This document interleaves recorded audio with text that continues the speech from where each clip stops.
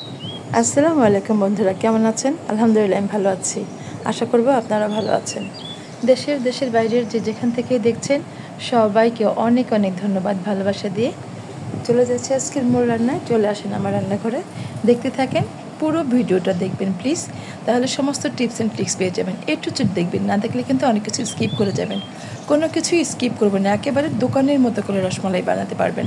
হ্যাঁ, আজকে আমি রসমালাই বানাবো। এখানে প্রায় আমি 1 লিটার উঁচু করে দুধ নিয়েছি, 1 লিটার বেশি, 1.5 লিটারের মতো হবে। দুধটাকে আমি ভালো করে হাই হিটে দিয়ে গরম করে চুলার ফ্লেমটা কমিয়ে দিয়েছি। বলক চলে আসছে যেহেতু, এখন আর চুলা বাড়িয়ে দেওয়া যাবে না, দুধ পড়ে যাবে। এই পর্যায়ে আমি হাফ কাপের মতো গুঁড়ো দুধ দিয়ে দিলাম, পাউডার দুধ দিয়ে দিলাম। আর গুঁড়া দুধের মধ্যে এটা কালারটা সুন্দর করবে, টেক্সচারটা সুন্দর করবে। আপনারা অবশ্যই চেষ্টা করবেন গুঁড়ো দুধটা দেওয়ার জন্য। নর্মাল লিকুইড দুধের মধ্যে গুঁড়া দুধ দিলে এটার টেক্সচারটা অনেক সুন্দর হয়, কালারটা ভালো হয়। দিয়ে দিলাম উঁচু করে হাফ কাপের মতো চিনি। চিনিটা নিজেদের স্বাদ মতো দিবেন। সবসময় বলি চিনি যতটুকু খান সেই পরিমাণ দিবেন, তবে যতটুকু না দিলে না সুন্দর একটা মিষ্টি হবে সেটা মনে করে আমি উঁচু করে হাফ কাপ দুধ চিনি দিয়েছি। বারবার বললাম হাফ কাপ চিনি দিয়েছি উঁচু করে। 1.5 লিটার দুধ, এখানে 1 লিটার আর 250 গ্রামের মতো। আর আমি দুধ নিয়েছি প্রায় 1.5 কাপের উপরে, 2 কাপের চেয়ে একটু কম। এখানে আমার ডিম 2টা লাগবে। প্রথমে আমি একটা দিয়ে নিচ্ছি। ডিমটাকে ভালো করে একটু কাঁটা চামচের মাধ্যমে ফেটিয়ে নেবেন। দুধটা একটু বাড়িয়ে নিলাম, কেননা বাবু যদি খেতে চায় তখন ভালো হলে বলবে আর একটু দেওয়া, আর করো নাই। এখানে আমি এলাচ গুঁড়ো দিয়ে দিলাম একটুখানি, আর হাফ চামচের কম আমি বেকিং পাউডার দিয়ে দিলাম, 1/4 চামচের মতো বেকিং পাউডার দিয়ে দিলাম। 2 চামচ ঘি মেল্ট করে দিয়েছি। ঘিটা অবশ্যই দেওয়ার চেষ্টা করবেন। যদি ঘি হাতের কাছে না থাকে সেক্ষেত্রে আপনি তেল দিয়ে, নর্মাল যে আমাদের রান্নার সাদা তেল, সেটা দিয়ে করতে পারবেন। মেখে নিয়ে আমি ডিমটাকে দিয়ে দিলাম। ডিম অবশ্য অনেক সময় বড় ছোট বুঝেই কিনতে হয়। ছোট ডিম হলে হয়তো 2টা পুরোই লাগবে আপনার, আর যদি একটু বড় হয় তাহলে 2টা লাগবে না, 1.5টার মতো লাগবে। 1.5 কাপের চেয়ে বেশি দুধ আমার এখানে, গুঁড়ো দুধ ছিল, পাউডার দুধ ছিল। তো আমি একটা ডিম পুরোটা দিয়েছি, আরেকটা ডিম ফেটে আমি অর্ধেকটা একটু বেশি দিয়েছি, একটু রয়ে গেছে। একটা চিটচিটে ভাব চলে আসছে, এই পর্যন্ত আমার ডোটা হয়ে গেছে। এখন আমার হাতটা ধুয়ে আসতে যতক্ষণ, এর মধ্যে দেখবেন ডোটা সুন্দর একটা টেক্সচারে চলে আসবে। আমি হাতটা ধুয়ে নিচ্ছি। 2 থেকে 3 মিনিট 4 মিনিট পরে দেখবেন যে এটা সেট হয়ে গেছে, এখন আর হাতে লেগে যাচ্ছে না। এ পর্যায়ে আমি হাতে একটুখানি ঘি মেখে নিয়ে এটাকে নিজের মতো করে শেপ দিয়ে নিচ্ছি। ছোট ছোট করে গোল করে নিলাম। আপনাদের ইচ্ছে মতো শেপ দিতে পারেন, একটু লম্বা করে দিতে পারেন অথবা চ্যাপটা করে দিতে পারেন, নিজেদের যেমন ভালো লাগে এভাবে করবেন। দেখেন কতগুলো কি বলে মিষ্টি শেপ হয়েছে। এখানে আমি 1 টেবিল চামচ চিনি দিলাম আর 2 টেবিল চামচের মতো পানি দিয়ে একটু ক্যারামেল করে নিচ্ছি।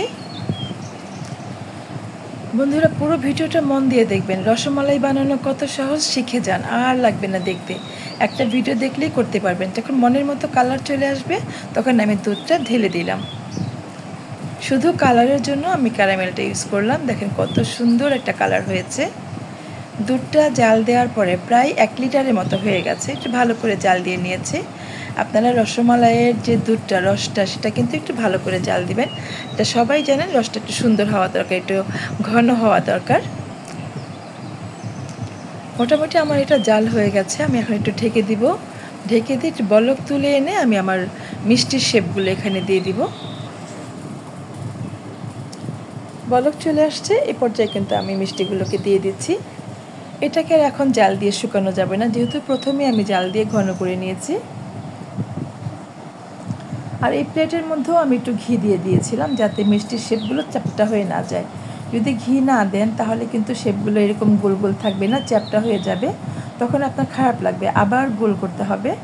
তো যদি বলি যে সব সময় একটু ভিডিওটা দেখে খেয়াল করে রান্না করবেন, তাহলে দেখবেন যে আপনার কষ্ট হবে না, হয়রান হবেন না, এক চান্সে করতে পারবেন। দেখেন আমি ঢেকে দিলাম। 5 মিনিট পরে আমি কিন্তু ঢাকনাটা খুলেছি, 5 মিনিট আগে আমি ঢাকনা খুলিনি। দেখেন কত সুন্দর ফুলে গেছে। আমি একটু দেখে নিলাম আপনাদের দেখানোর জন্য, ভিডিও করার জন্যই আর দেখালাম, এছাড়া আমি খুলতাম না। এটা 10 মিনিট পরে আমি উঠিয়ে নিতাম। একটু নেড়ে চেড়ে দিলাম স্প্যাচুলার সাহায্যে, হালকা করে চামচের নিচের সাইড দিয়ে, বেশি নাড়াচাড়া করা যাবে না। এই পর্যায়ে কিন্তু মিষ্টিগুলো অনেক সফট থাকে, ভেঙে যাওয়ার ভয় থাকবে।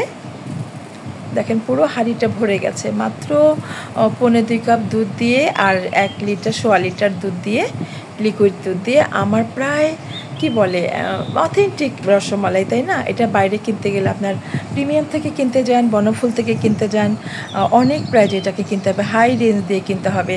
আর আপনি বাসায় খুব সহজে অথেন্টিক নিজের হাতের একেবারে ফ্রেশ রসমালাই বানিয়ে খেতে পারবেন, কিচ্ছু লাগবে না। দেখেন কত সুন্দর হয়ে গেছে আমার রসমালাই।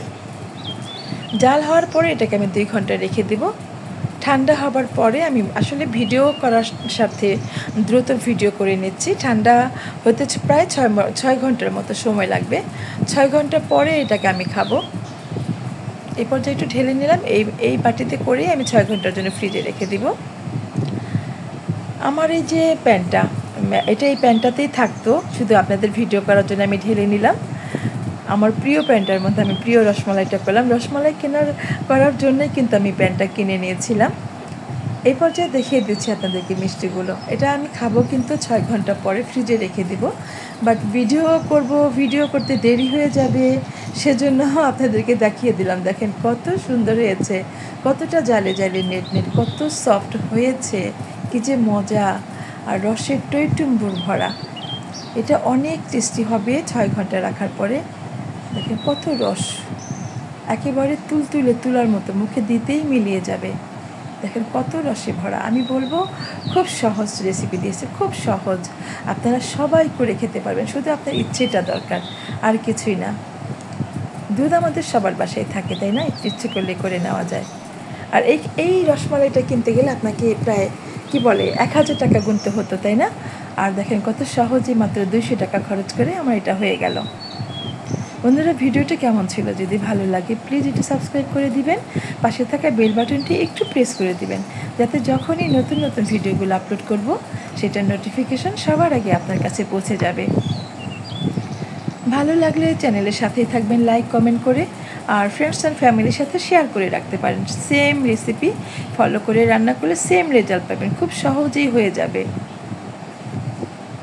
কত সুন্দর ফাইনাল ওটা, দেখেন মনটা ভরে যাচ্ছে দেখে। আর এর মধ্যে তো আমি কয়েকটা খেয়ে নিয়েছি, টেস্ট করতে করতে, ওই যে বানারের গল্পের মতো টেস্ট করতে করতে 3-4টা খেয়ে ফেলেছি। কতটা যে মজা হয়েছে আমি বলবো, আপনারা সবাই করে খাবেন। যারা এতক্ষণ আমার সাথে ছিলেন, আমাকে ইন্সপায়ার করেন, আমাকে ভালোবেসে পাশে ছিলেন, সবাইকে অনেক অনেক ধন্যবাদ আর ভালোবাসা জানাচ্ছি। কেমন হয়েছিল আজকের রেসিপি প্লিজ একটু কমেন্ট করে ছোট্ট করে আমাকে জানাবেন, আমার পাশেই থাকবেন, আমাকে ইন্সপায়ার করবেন। সবাইকে অনেক অনেক ধন্যবাদ, অনেক অনেক ভালোবাসা দিয়ে আজকের মতো বিদায় নিচ্ছি। আমি মিনা। দেখেন তো ফাইনাল লুকটা কত মজার, কত সুন্দর। দেখা হবে নতুন কোনো ভিডিও, নতুন কোনো রেসিপি নিয়ে। সে পর্যন্ত আপনারা সবাই ভালো থাকেন। বিদায় নিচ্ছি, আমি মিনা। আল্লাহ হাফেজ।